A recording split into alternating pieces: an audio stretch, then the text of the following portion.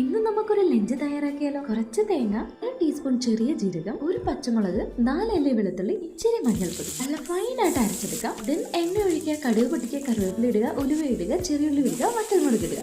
Just ഒന്ന് mix ചെയ്തതിന് ശേഷം നമ്മൾ അരച്ചു വെച്ച പേസ്റ്റ് ഒന്ന് ഒഴിച്ചു കൊടുക്കുക. ഇച്ചിരി കായപ്പൊടി ഇട്ട് കൊടുക്കുക. ദെൻ മിക്സിയിൽ അടിച്ചെടുത്ത് കേട് ഒഴിച്ചു കൊടുക്കാം. ആവശ്യത്തിന് വെള്ളം ഒഴിച്ചു കൊടുക്കുക. തിളച്ചു പോകരുത്. വൈറ്റ് കളറിൽ ഒന്ന് പതഞ്ഞു പൊങ്ങുന്നത് കണ്ടോ? ഇങ്ങനെ വന്ന് സ്റ്റൗ ഓഫ് ചെയ്യുക. നമ്മുടെ പുളിശ്ശേരി സെറ്റ്. എങ്കിലും പിടിച്ച് ഒരു തോരൻ വെക്കണ്ടേ?